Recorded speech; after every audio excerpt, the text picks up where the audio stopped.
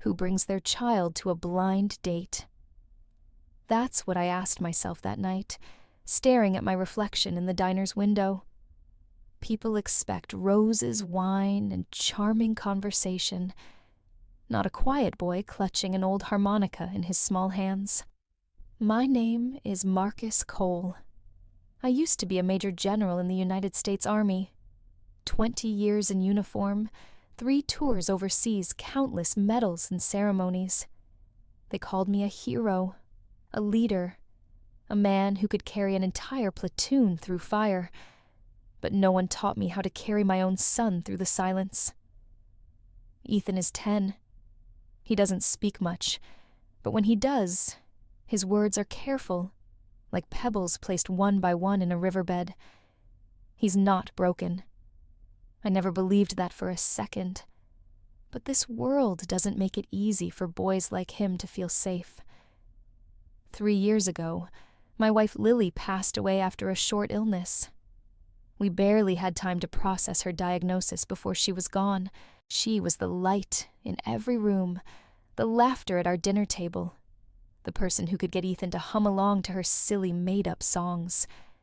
When she left, so did all the warmth in our house. People tell you grief fades. They're wrong. It doesn't fade. It hardens, calcifies, turns into armor you wear so no one can see the cracks. I wore mine well. To the outside world, I was still the strong, composed general. But at home, I was a man lost at sea, with a boy I adored but didn't know how to reach. Take him with you, my sister Claire had said last week, sliding her coffee across the kitchen counter. To where I asked. To the date, she replied matter-of-factly. Claire. I'm serious, Marcus. Any woman worth meeting needs to see the full picture. You and Ethan are a package deal. I shook my head. No woman expects to see a kid at a blind date. Exactly, Claire said. That's why you'll know if she's the right kind. So, here I was, sitting in a quiet corner of Pinewood Diner, staring at a laminated menu I'd memorized years ago. My jacket still smelled faintly of cedar and rain. Across from me, Ethan was sketching on a notepad, his headphones glowing blue. He glanced at me once briefly, then went back to his drawing. You okay, buddy? I asked softly. He didn't answer. He rarely did, but he nodded once and that was enough. I wanted to believe tonight wouldn't be a disaster, but if I'm honest, I didn't expect much. Because love was a language I wasn't sure I still spoke. The day Lily left wasn't quiet. It was raining so hard the hospital windows rattled like they might break. Machines beeped steadily in her room, a rhythm that had become our soundtrack for weeks. She was still too still for someone who used to dance in the kitchen to bad 80s songs. I sat by her bed holding her hand, memorizing every curve of her fingers. Ethan was there too, clutching her scarf like it was a lifeline. Take care of him. Marcus, she whispered. I will, I promised. And then, she was gone. I kept that promise, in my own broken way. At first, I tried to be everything for Ethan Father Mother Anchor Lighthouse, but the more I tried, the more I seemed to drift from him. He didn't cry when she died. He didn't scream. He just went silent, like a turtle retreating into its shell. The boy who used to hum along to Lily's lullabies now wore headphones all day. And me, I stopped talking too. At dinner, we sat in a kitchen that smelled faintly of cinnamon and wood polish, 2 people sharing air, but not words. I didn't know how to reach him. Maybe I was too strict, or too soft, or maybe I just wasn't Lily.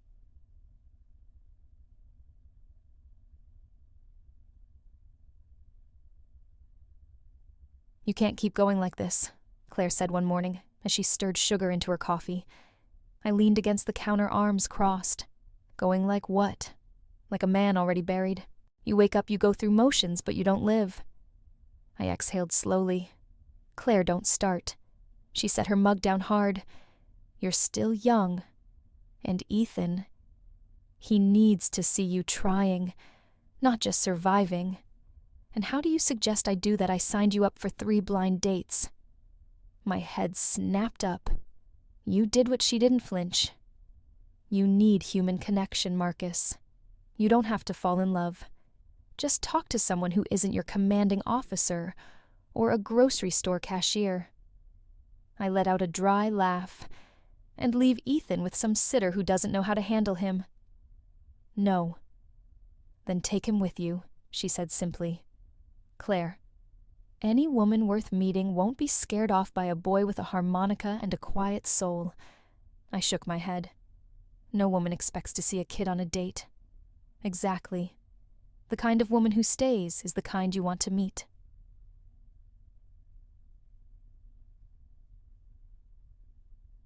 Tastuiantes.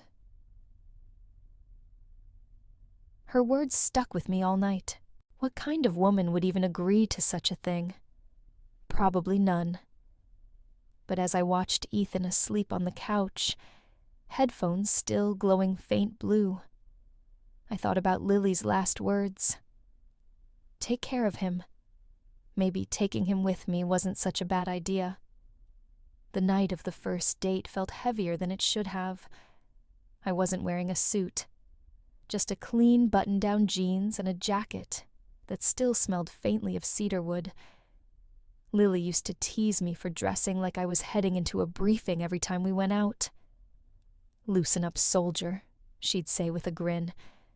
I could still hear her voice echoing in my head. In the living room, Ethan was curled up on the floor, a spiral-bound sketchpad balanced on his knees. He'd drawn a series of lighthouses along a jagged coastline, each one more detailed than the last. Why lighthouses, I'd asked him once.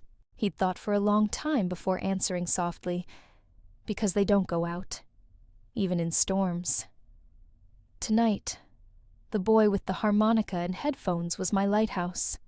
Quiet, steady. You ready, buddy? I asked, checking my watch for the 5th time. Ethan didn't look up. He didn't nod either, but he closed his sketchpad carefully like it was something precious and slipped a crayon into his hoodie pocket. That was his yes. I exhaled slowly. This felt wrong. It felt like I was walking into enemy territory with no map and no backup. What kind of woman would want to sit across from a man with a silent child and more baggage than a cargo plane? Claire's words rang in my ears. The right one won't flinch. But what if there wasn't a right one? What if all that was left for me was duty and routine? I grabbed my keys from the counter and glanced at Ethan. Just dinner, I muttered to myself. Nothing more. But deep down, I wasn't sure if I was convincing him or me. The diner wasn't fancy. That was the point. Claire had insisted on somewhere simple, somewhere no one would recognize me. I'd spent most of my career in places where you checked every corner before you entered. Tonight felt no different. As we pulled out of the driveway, Ethan hummed softly behind me. It was a tune I almost recognized, one of Lily's lullabies. I tightened my grip on the steering wheel. I wish I could tell you it went well. That I showed up with Ethan, and the woman smiled kindly, and we all laughed over spaghetti and pie. But that's not what happened. The truth. The first 2 dates crashed and burned before the appetizers even hit the table. And the first woman's name was Veronica. At least, that's what her profile said. She arrived 15 minutes late, in a dress that probably cost more than my monthly mortgage and heels. that clicked sharply against the diner's worn linoleum. Her perfume preceded her, sweet, overwhelming. She froze the moment she saw Ethan sitting across from me, headphones on, quietly sketching a new lighthouse. "I wasn't aware there would be a child here," she said, smoothing her hair with one manicured hand. "This is Ethan," I replied evenly. Her eyes flicked back to me. "Oh, right. Hi, Ethan." He didn't look up. She shifted uncomfortably. Would it be possible for him to sit at another table just while we talk?" I felt my jaw tighten. No, it wouldn't. The waiter arrived with water and menus, breaking the tension for a moment. Veronica gave him a strained smile, then leaned toward me.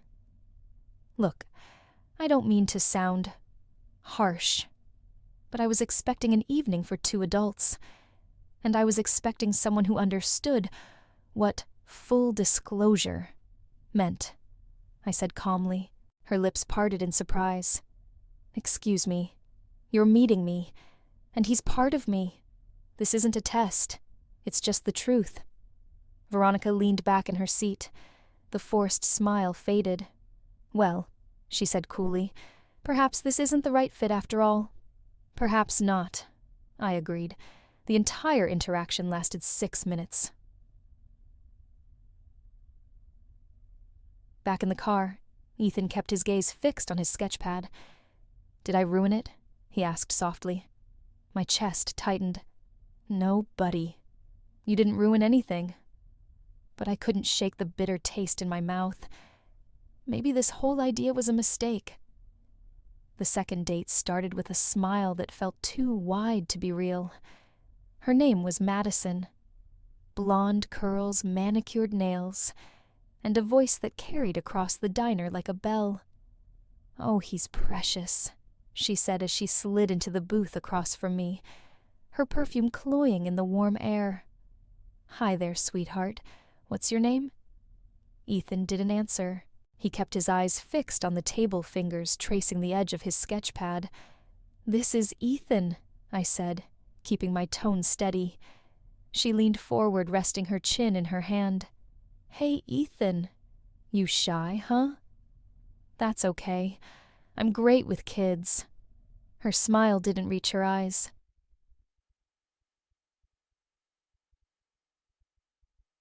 When the waiter brought water, Madison immediately grabbed a straw and unwrapped it with exaggerated care.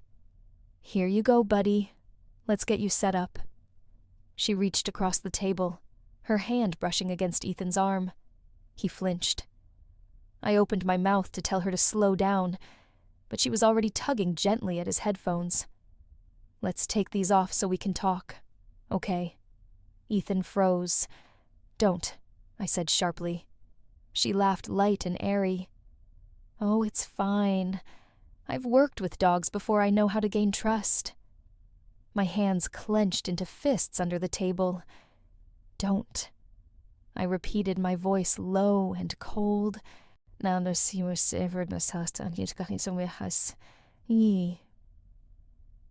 she didn't hear me. She reached again this time, trying to lift the headphones from Ethan's ears. Ethan jerked back so hard his chair scraped across the floor. "Whoa there," she said, startled. "See, he just needs a little coaxing." "That's enough." I stood so fast my chair nearly toppled over. "Excuse me. You don't touch my son. You don't compare him to a dog. And you sure as hell don't get a second chance." Her mouth opened in shock. "I was just trying to help." "Don't help." I reached for Ethan's hand. He was trembling, his face pale eyes, darting around the diner like a cornered animal. "We're leaving."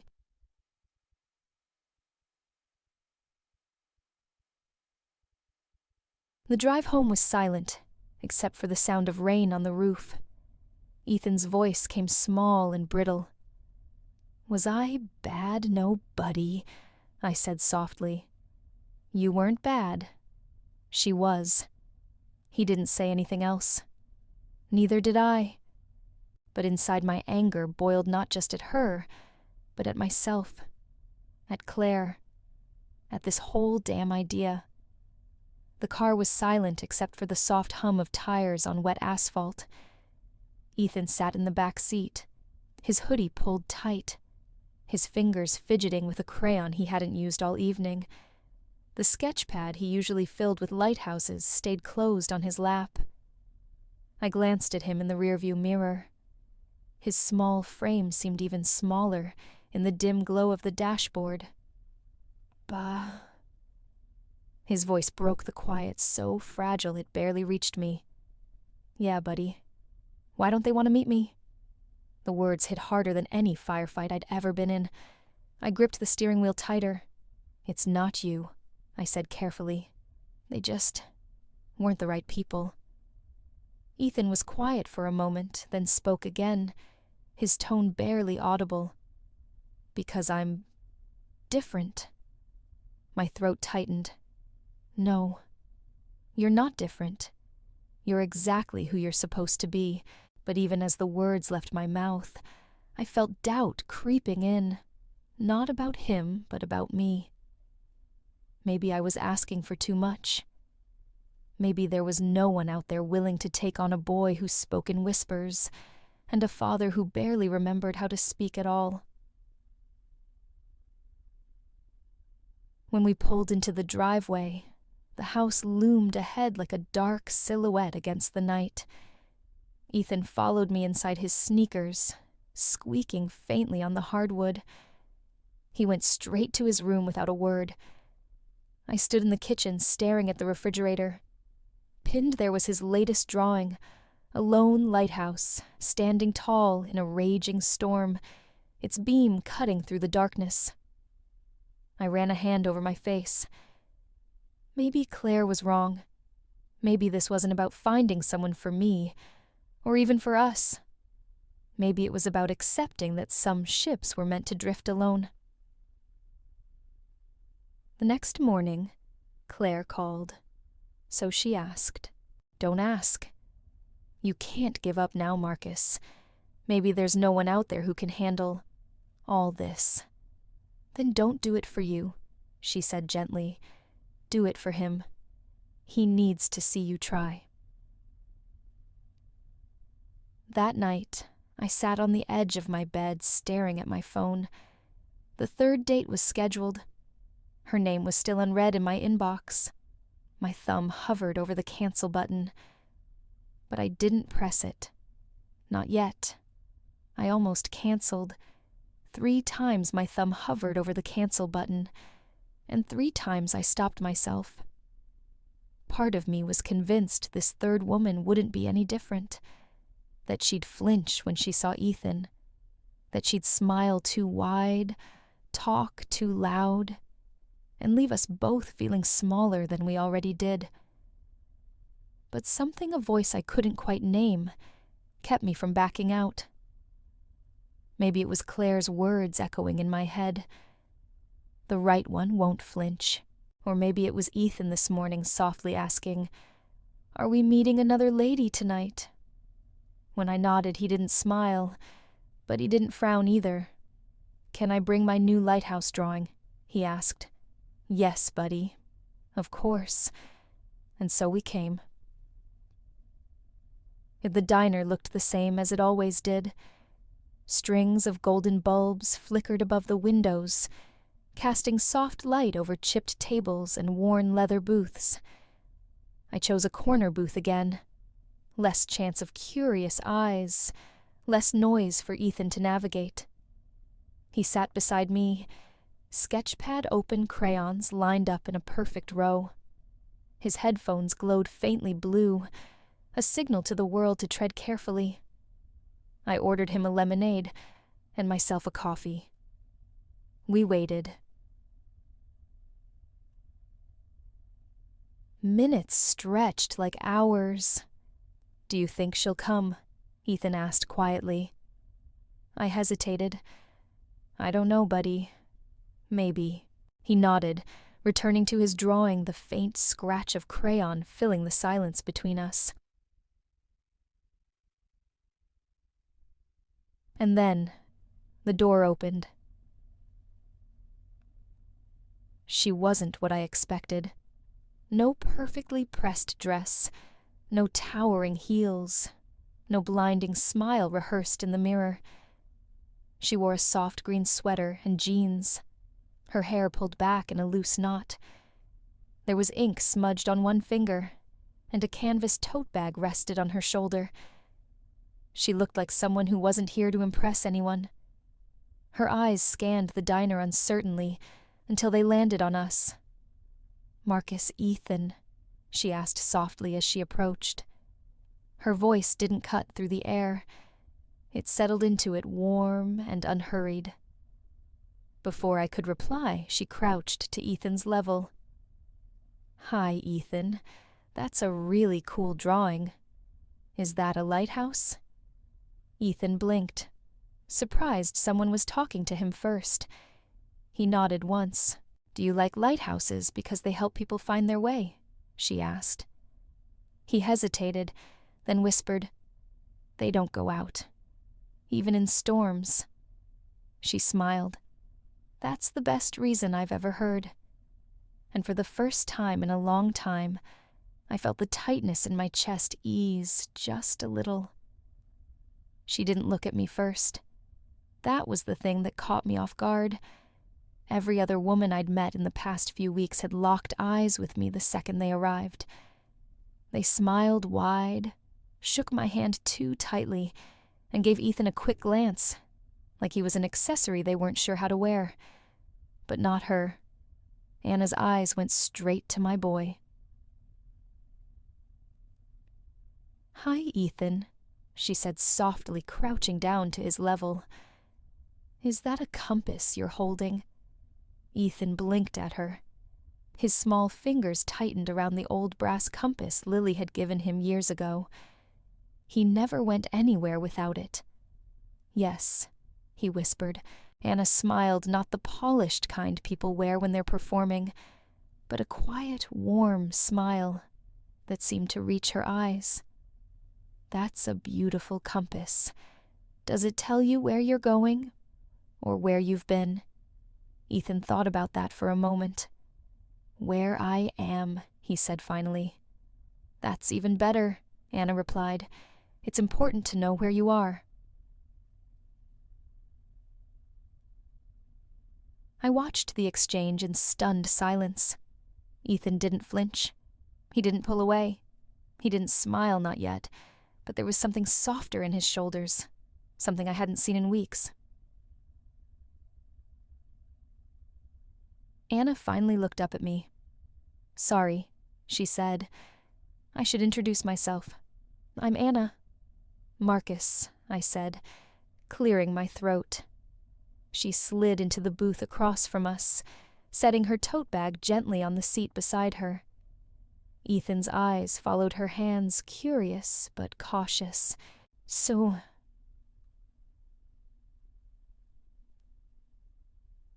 The waiter arrived to take her order. "I'll have the tomato soup," she said, glancing at Ethan. "And maybe we can split some garlic bread. What do you think, Ethan?" For a moment I expected silence, but to my surprise, Ethan nodded. "That sounds good," he murmured. And then it happened. Tiny, almost invisible. But there it was, a small curve at the corner of his mouth. A smile. I felt my chest tighten, not with fear this time, but with something I couldn't quite name. Hope, maybe. Anna didn't press him for more. She didn't ask 100 questions. She just sipped her water eyes soft, as though sharing a table with us was the most natural thing in the world. And for the first time in a long time, I didn't feel like I was sitting across from a stranger. I don't know when it happened. Maybe it was when she asked Ethan if his compass pointed to treasure, or when she slid a blank napkin across the table and said, "Maybe we can draw a map together." Whatever moment it was, I realized I wasn't holding my breath anymore.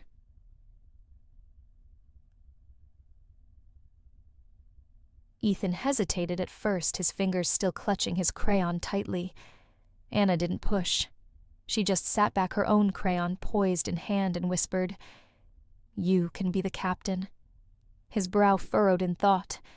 Then slowly he drew a jagged line across the napkin. "Cliffs," he murmured.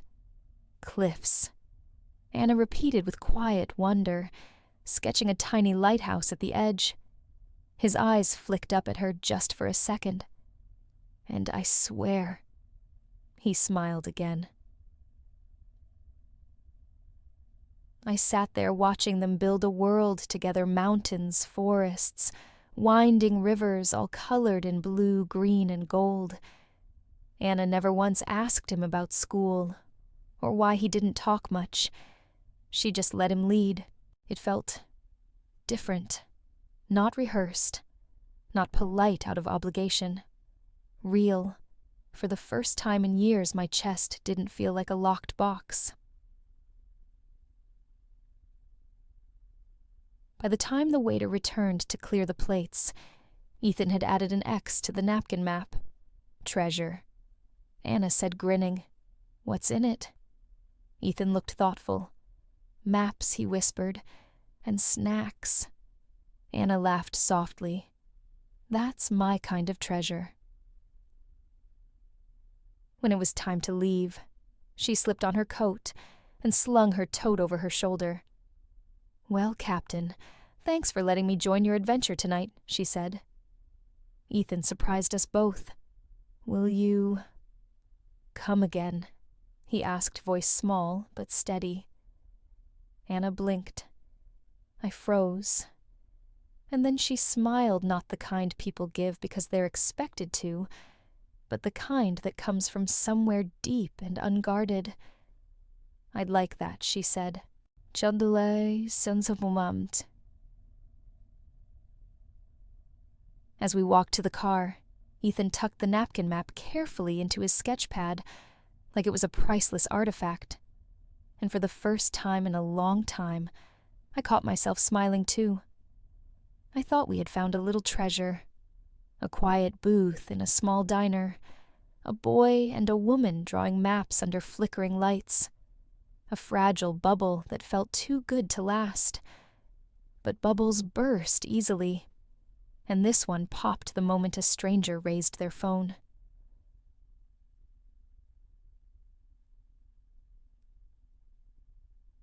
It started with a photo. Someone must have snapped it as we left the diner that night. Ethan holding Anna's hand, me a step behind my face, half hidden by my coat collar.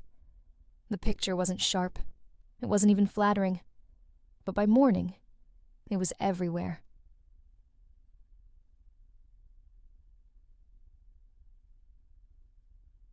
Retired general spotted on mystery date with librarian and child. Hero dad or scandal waiting to happen. The headlines screamed across my phone screen. Claire called before I even had time to process it. "Marcus," she said. "It's all over the local feeds.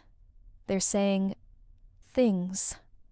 What things, I asked flatly, though part of me didn't want to know. That she's using you. That she's Claire hesitated. That she's cozying up to you for money. And some are asking why Ethan was there at all. I looked over at Ethan. He was curled on the couch, sketch pad in his lap, headphones glowing softly. He didn't know yet, and I didn't want him to. By the afternoon, Anna's name had been dragged into the mess. A grainy photo of her walking home with her tote bag, her face blurred, but still recognizable, was making the rounds. Someone had found her library's website. Someone else dug up an old post she'd written about childhood literacy. They called her naive, opportunistic, a gold digger. They didn't know her at all, but that never stopped the internet.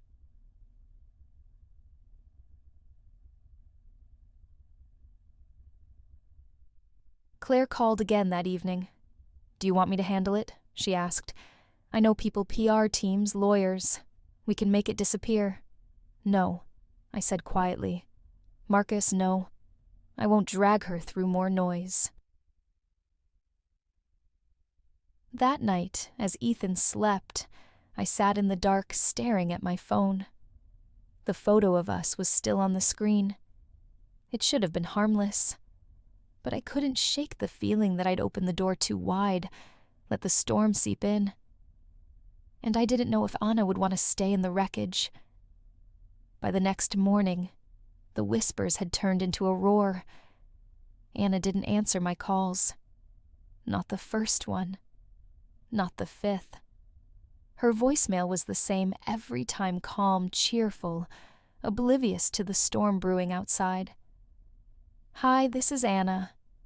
Leave a message and I'll get back to you as soon as I can. But she didn't.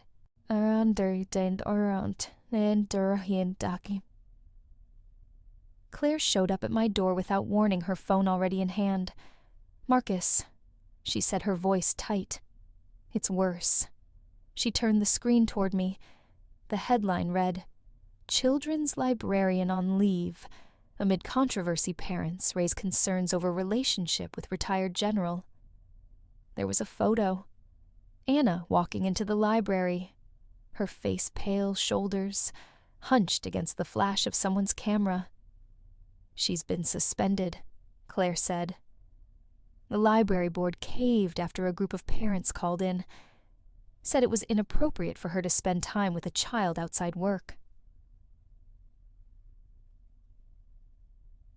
I sank into the nearest chair, staring at the floor.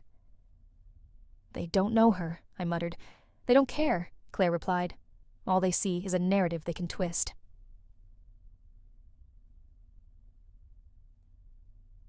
That evening, I tried again. Call, voicemail. Anna. It's me, I said softly. Please, just call me back. Let me explain or let me listen. Whatever you need. Silence.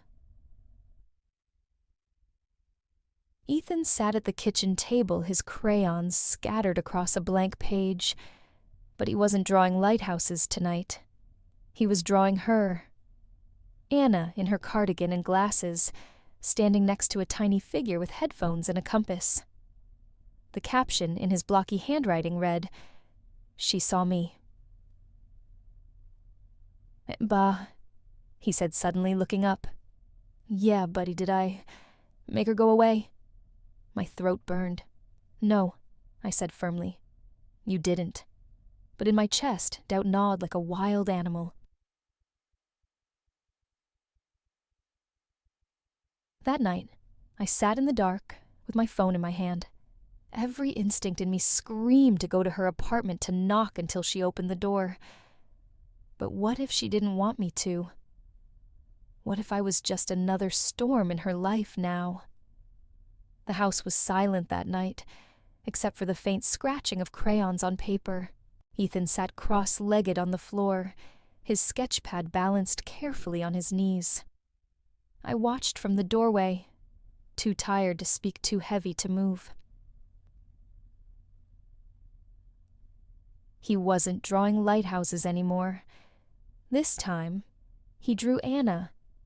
She stood in the middle of the page, her cardigan softly outlined in green glasses, slightly crooked on her nose. In her hand, she held a glowing lantern. Beside her was a small figure with a hoodie and headphones, Ethan's signature self-portrait. The caption underneath, written in his careful blocky letters, read, She helps me see. I felt something break loose in my chest. This wasn't about me anymore. It wasn't about dates or second chances or my fear of letting someone in. This was about a boy who'd been in the dark for too long, and the woman who'd brought him light. Claire's words echoed in my head. She needs to see you try, but Anna had already done her part. Now it was my turn. The next morning I stood outside her apartment building with an envelope in my hand. I'd written and rewritten the note inside more times than I could count. It wasn't long. No apologies, no explanations. Just a single line. You don't have to carry this storm alone. Tucked behind it was Ethan's drawing the lantern, the boy and the woman who helped him see. I slipped it through her mailbox and stepped back. For a moment, I stood there staring at the door, like it might swing open and pull me in. But it didn't. So I turned and walked away. In the car, Ethan held his sketchpad tight against his chest. "Did she read it yet?" he asked softly. "I don't know, buddy," I said. "Do you think she's mad at us?" I shook my head. "No, she's just hurt. And sometimes hurt people hide for a while. Will she come back?" I glanced at him in the rearview mirror. His eyes were so full of quiet hope. It hurt to look at them. "I think so," I said. "But we might have to help her find the way. I spent years in uniform learning one thing: never leave a teammate behind. And yet, here I was, standing in the rain wondering if I'd already failed her." The letter was simple. No speeches, no justifications. Just Ethan's drawing Anna, holding a lantern leading a small boy, with headphones through the dark. And beneath it, I'd scrawled one sentence in my own stiff handwriting: "You lit a light for him.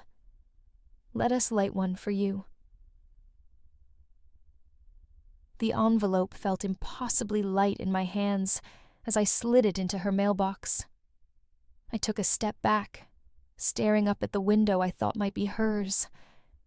There was no movement, no flicker of light, just gray curtains and the steady drum of rain on the eaves. "Otiwe sasakati." I should have left. Any sensible man would have. But my boots stayed planted on the concrete. Because some part of me knew she wasn't just a woman I went on a date with. She was the first person to see my son, not as a burden, not as a problem, but as he truly was. And I wasn't about to let her fight this alone.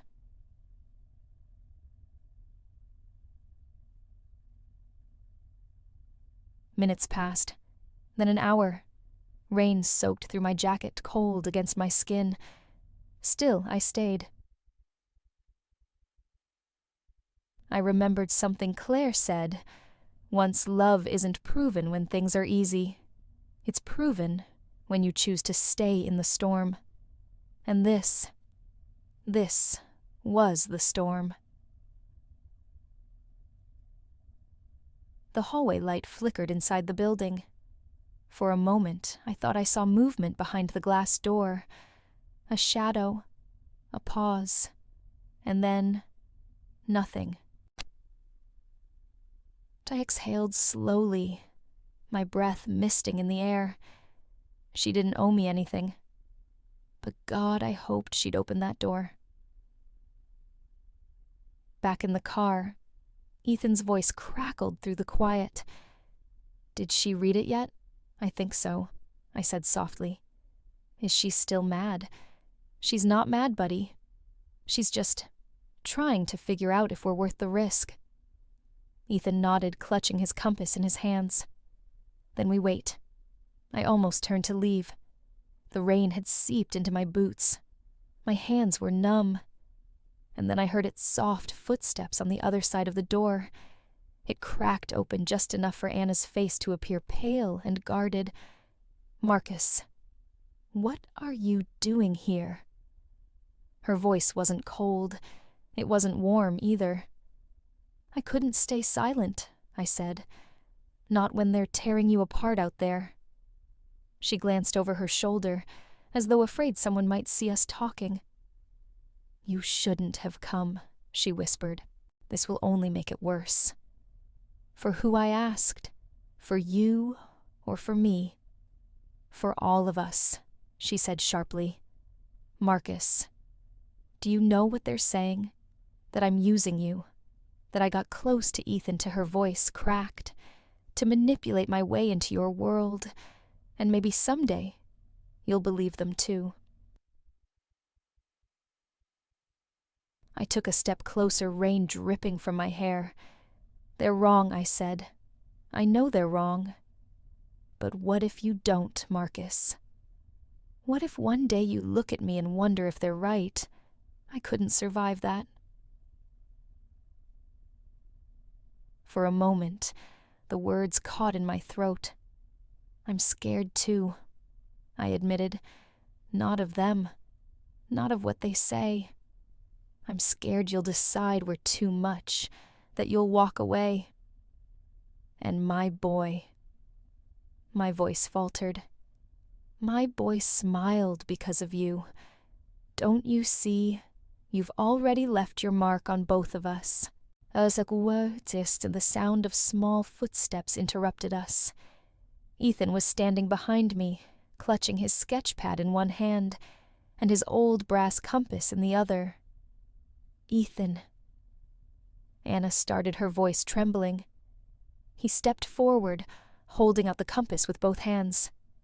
Here, he whispered, for you. Anna's brow furrowed. Why? So you can find your way home, Ethan said. Her fingers hesitated before taking it. When she did, something broke in her face. Not sadness. Something softer. Something that looked a lot like hope.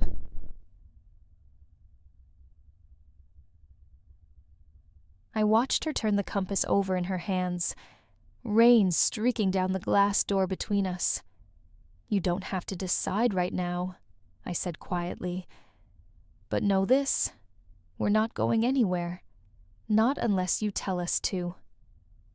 Anna looked up, her eyes glassy, and for the first time since this storm began, she didn't look like she was trying to run.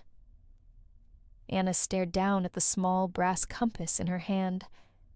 The rain drummed softly on the porch roof as she turned it over her thumb, tracing the worn edges. Then unexpectedly she laughed. Not the polished laugh she used at the library for polite parents. This one was softer, almost shaky, like it had been buried for too long. Maybe I have been lost too long, she murmured. Maybe that's why this feels so heavy and so precious. I exhaled slowly, the tension in my chest easing just enough to let the words out. You don't have to find the way alone, I said. Let us walk with you. She looked up at me, her hair damp and curling around her face. You'd really stay, even if the noise doesn't stop. I've been through worse storms, I said, with a faint smile. This time, I'm choosing to stay. Gooms. Ethan stepped closer, his small hand tugging at her sleeve. We can be a team, he whispered. Team. Laban. Anna blinked, and then her face broke into a real unguarded smile. Team Compass, she asked. He nodded seriously. All right, Captain, she said softly, crouching to his level. You've got yourself a librarian.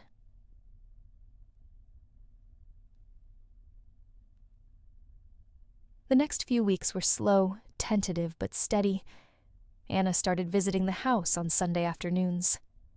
She and Ethan would sit on the living room rug, sketching treasure maps or reading stories out loud.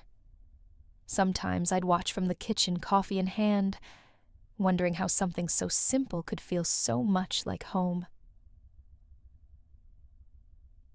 One night, as we stood by the door after she'd helped Ethan with his newest comic strip, she turned to me.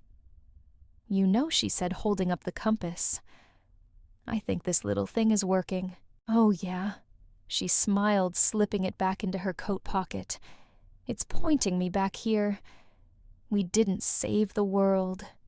We didn't stop the noise outside our door or quiet the storms raging in other people's lives. We only saved each other. And maybe that was enough. Ethan was sprawled on the living room rug, crayons scattered in a messy circle around him. His latest project, a comic book titled Team Compass. On the cover, 3 figures stood shoulder to shoulder. A boy in a hoodie and headphones holding a glowing compass.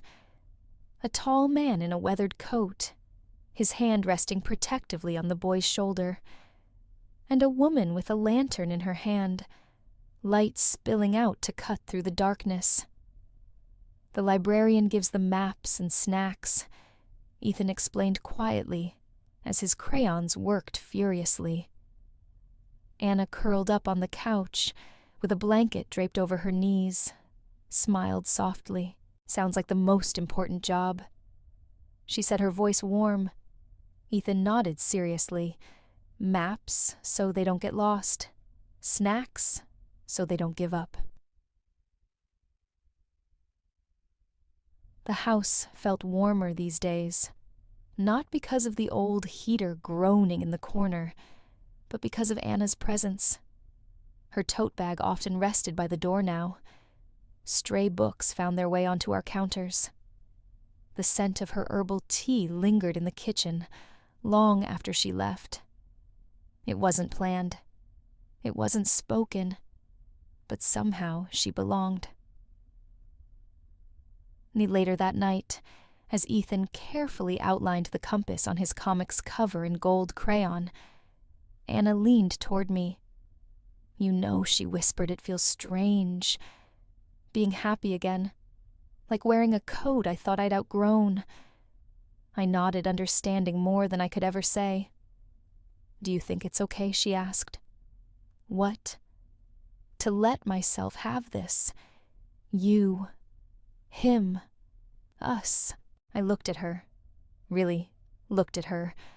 Her eyes full of quiet vulnerability. "Anna, if anyone deserves to be here, it's you." She let out a shaky breath, and I swear her whole body softened like she'd finally set down a weight she'd carried too long. "Team Compass is ready," Ethan announced, holding up his finished page with pride.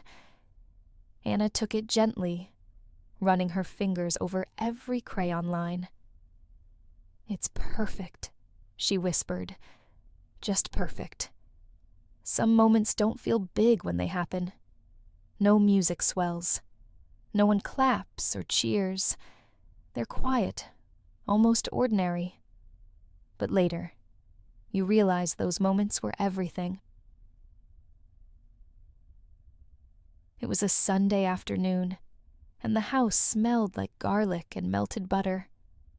Anna was standing barefoot in the kitchen, her sleeves rolled up, laughing as she tried to coax a stubborn jar of tomato sauce open. "Marcus," she called, holding it out. "Save me before I break this thing." I took it from her with a small grin, twisted the lid free, and handed it back. "Show off," she said under her breath. Ethan was at the counter carefully slicing apples under Anna's watchful eye. His headphones were pushed back around his neck, his hair falling into his face as he worked. "Thin slices," Anna reminded him gently. "So they cook evenly." He nodded seriously. "Like maps," he murmured. "Every line matters." Anna smiled. "Exactly, Captain." Later, while the sauce simmered on the stove, we gathered in the living room. Ethan sprawled across the rug with his sketchpad open, pencils scattered around him. Anna sat cross-legged beside him, reading aloud from an old adventure novel in her warm, steady voice. I stayed in the armchair content, just to watch them, her fingers tracing the page, Ethan's head tilting slightly, as he sketched a lighthouse in the margins. The soft glow of the lamp lit the space like a cocoon. It felt like the world outside couldn't touch us here.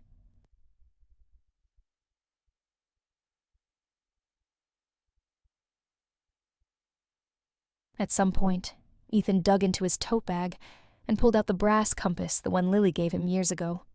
"It stuck," he said quietly, holding it out.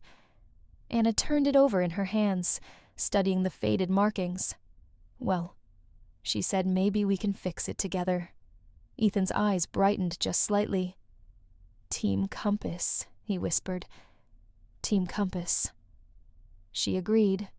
We sat together at the table, the three of us hunched over the tiny piece of metal and glass, laughing as Anna tried to polish the dial with an old t-shirt. It wasn't really about fixing the compass. It was about the simple act of trying, together.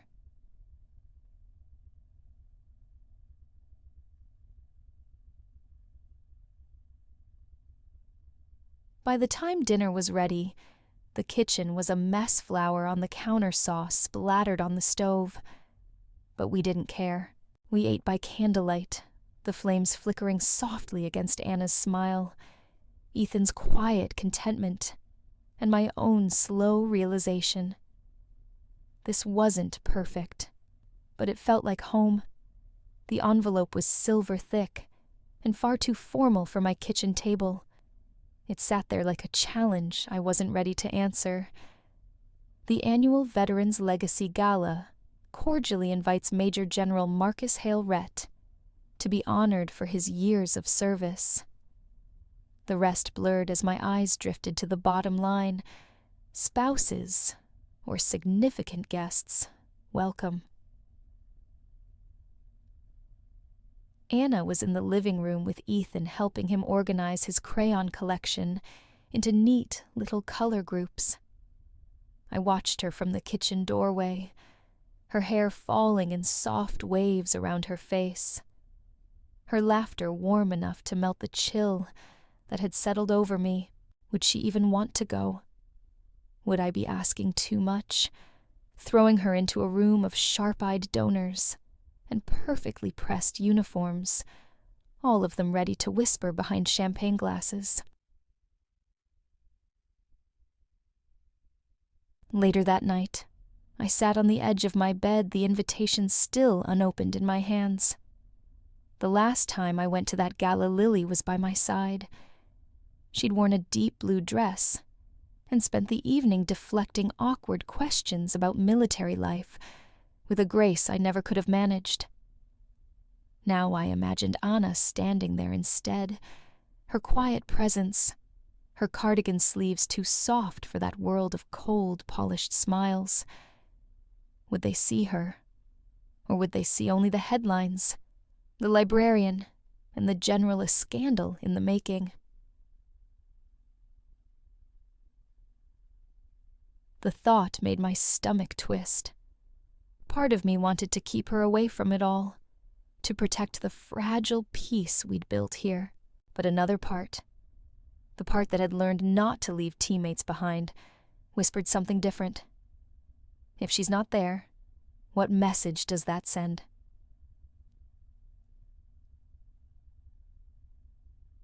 The next morning, I found her in the kitchen pouring tea, while Ethan scribbled in his comic.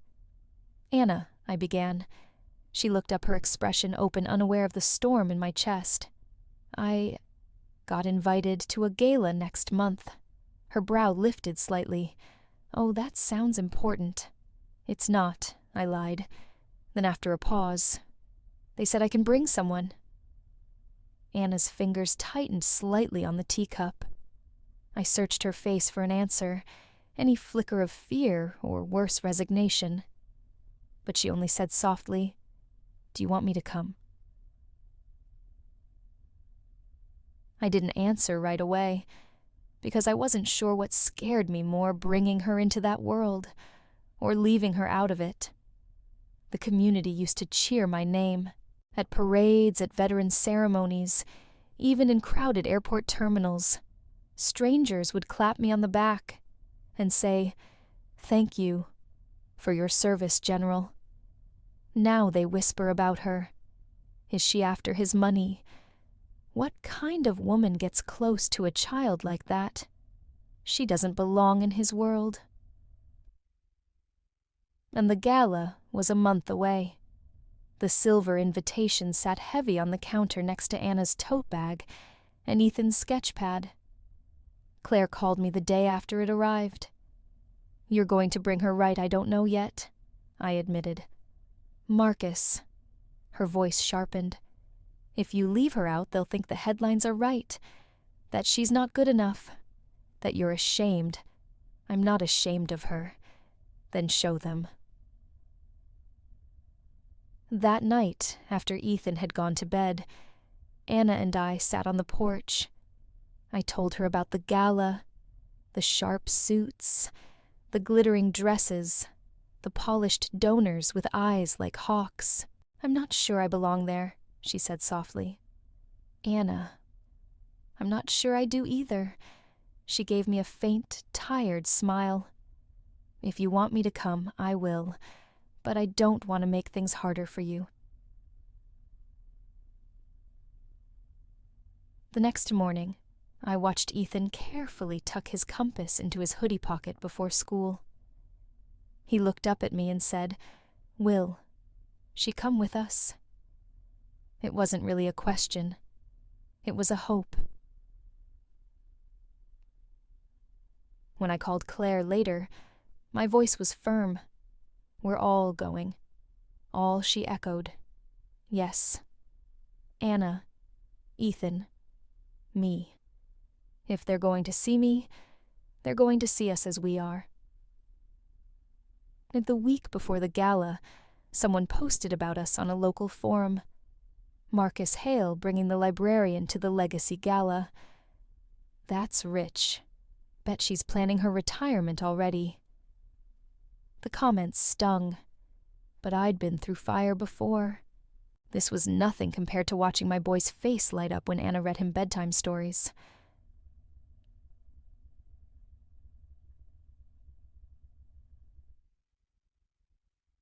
On the night of the gala, Ethan stood in the living room in a little suit and clip-on tie, fidgeting with his compass. "Do I look okay?" he asked quietly. "You look perfect, buddy," I said. And when Anna walked out of the bedroom in a simple navy dress, no glitter, no sequins, just her, Ethan whispered, "You're like a map lady." She laughed softly. "Then let's go, Team Compass," she said. The moment we stepped into the ballroom, the air shifted. The chandeliers cast a cold, glassy light over polished floors and glittering gowns. People turned, first at me, then at Anna, and finally at Ethan, his small hand clutching her fingers, like she was his lifeline.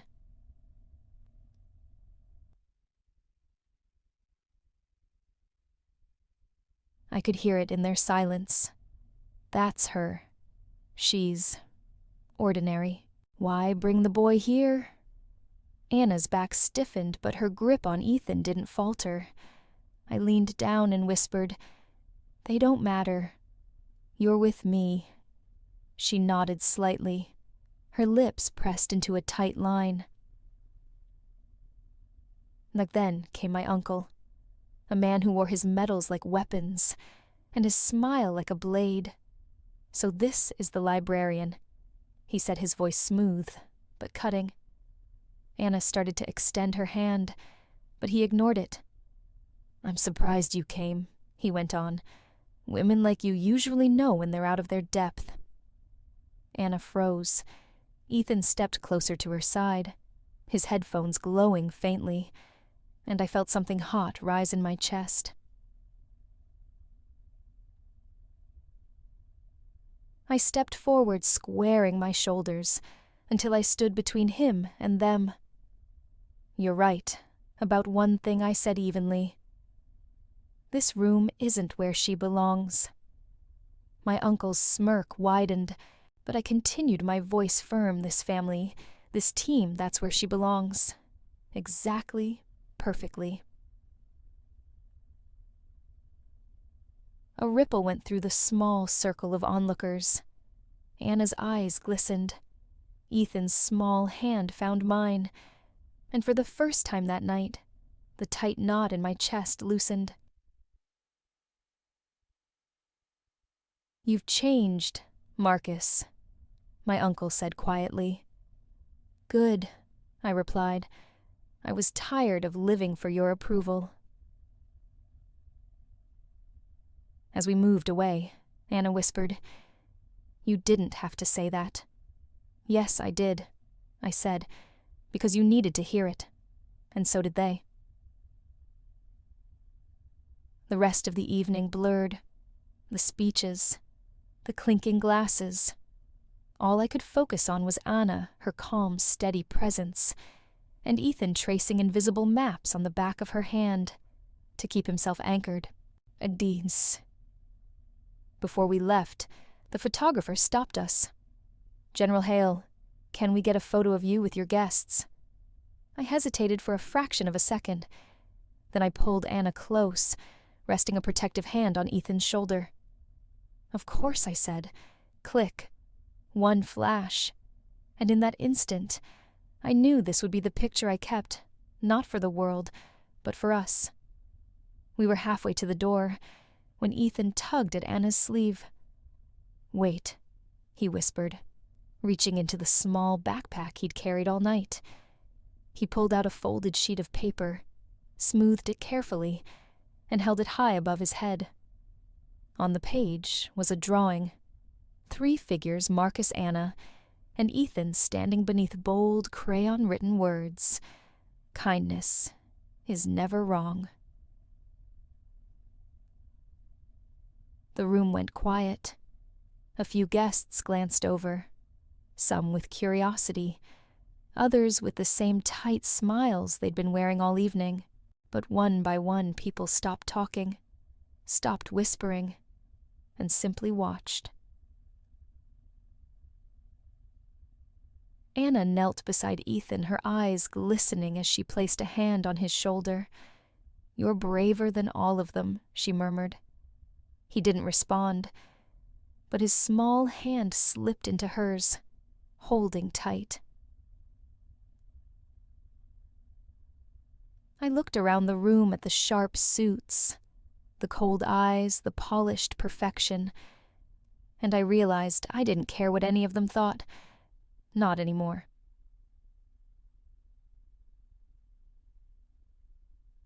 As we stepped out into the cool night air, I exhaled slowly.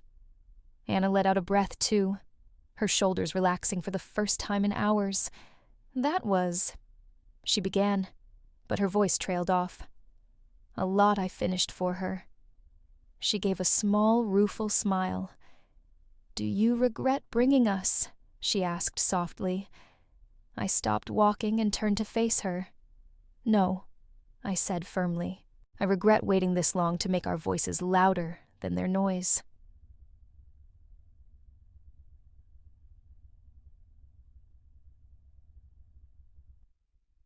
The car ride home was quiet. Ethan held his compass in one hand, his drawing in the other, as if they were twin anchors keeping him steady. Anna leaned her head against the window, her reflection blurred by passing streetlights. And I kept my eyes on the road, my fingers gripping the wheel, not from fear this time, but from resolve. As we pulled into the driveway, I said quietly, "I don't want to spend another second asking the world for permission to be happy." Anna turned her head toward me, her eyes soft but searching. "Then don't," she whispered. "A compass doesn't always point the right way. Sometimes it spins wildly, lost in storms and static. But because of her, we found our way home." The house was quiet that morning, not the heavy, suffocating silence of grief I used to know. This was different. The soft clink of mugs in the kitchen, the rustle of pages turning in the living room, the faint sound of Ethan humming as he crouched on the rug crayons spread in a chaotic rainbow. It was the sound of a life rebuilding itself. Anna stood at the counter, hair pulled into a loose bun, pouring tea into her chipped blue mug.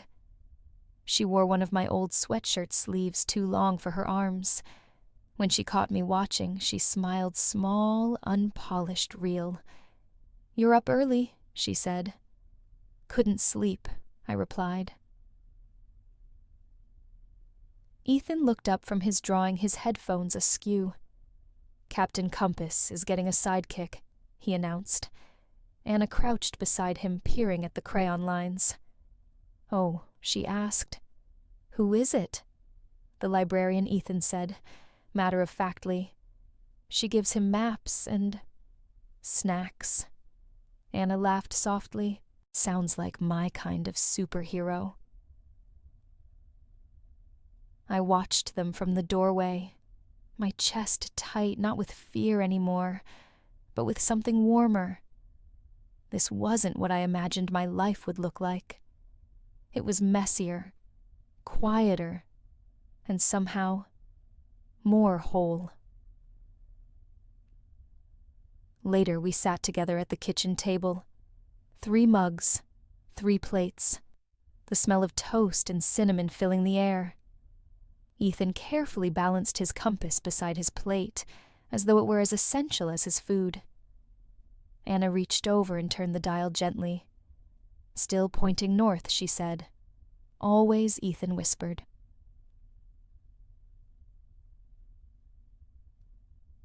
For years, I thought I had to carry my son alone, that no one would ever understand the weight of his silences, his storms. But then came Anna, her patience, her light, her way of seeing him without flinching. And somehow she'd given us both permission to breathe again. As sunlight spilled across the table, I realized something. We didn't save the world. We didn't stop the noise outside. We just saved each other. And for us, that was enough. It was a quiet morning, the kind where nothing remarkable happens, but somehow you know you'll remember it for the rest of your life.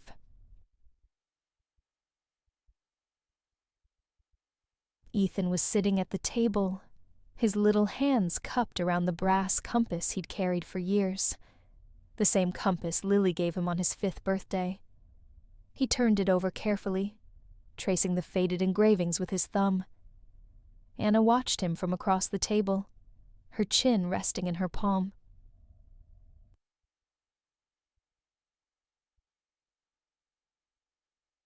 Ethan, she said gently, what are you thinking about?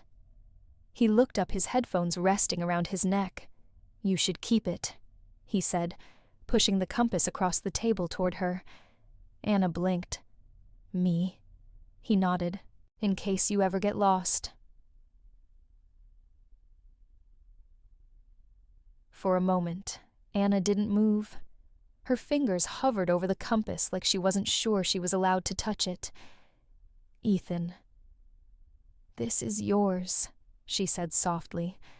I have maps now, he whispered. Because of you. My hands stilled over the coffee pot. The words hit harder than I expected. Anna's eyes glistened as she reached out and closed her fingers gently around the compass. Then, I'll take good care of it, she said. I promise. The sunlight was spilling through the small kitchen window, now turning the room gold. I leaned against the counter coffee mug, warming my palms, and watched them, Ethan and Anna, heads bent close over his latest comic. The weight in my chest shifted, no longer heavy, but full, at ease. I thought of Lily then, not with the raw, aching grief of before, but with gratitude. She would have wanted this for Ethan, for me. Anna glanced up, catching me watching. You're quiet this morning, she said. Just thinking, I replied. Good thoughts. I hope. The best, I said softly. Ethan looked between us, then went back to his drawing. On the page, 3 figures stood side by side, a boy in a hoodie, a man with a weathered coat, and a woman with a lantern in one hand and a compass in the other. At the top, he'd written Team Compass, Mission to Stay. I took a slow sip of coffee and let the moment settle around me like an old, familiar coat. We didn't need grand gestures. We didn't need promises written in stone. We just needed this: a kitchen bathed in sunlight, a boy with his crayons, a woman who found her way to us, and 3 people learning slowly, gently, how to be a family. Family isn't something you find on a map. It isn't marked with an X waiting for you at the end of a journey. It's the people who'll walk beside you, even when the map is torn and the compass spins wildly. The house was quiet again that night. Not empty, never empty anymore. Anna sat on the couch, her glasses slipping down her nose, as she flipped through one of Ethan's storybooks. Ethan had fallen asleep, curled up against her side, his small hand resting lightly over the compass she now kept in her pocket. I stood in the doorway for a long time, just watching them. And for the first time in years, I didn't feel like I was standing outside my own life. This was it. This was home. Grief never really leaves you. It softens, changes shape, but it lingers in the quiet moments. For a long time, I thought letting someone in again would mean letting go of Lily. But Anna didn't replace her. She brought something new, a different kind of love, the kind that didn't ask me to forget the past, but gently urged me to keep moving forward. Later, as I carried Ethan to bed, his voice murmured sleepily against my shoulder. Is Anna part of Team Compass now? I smiled into the dim hallway light. She's the reason we don't get lost anymore.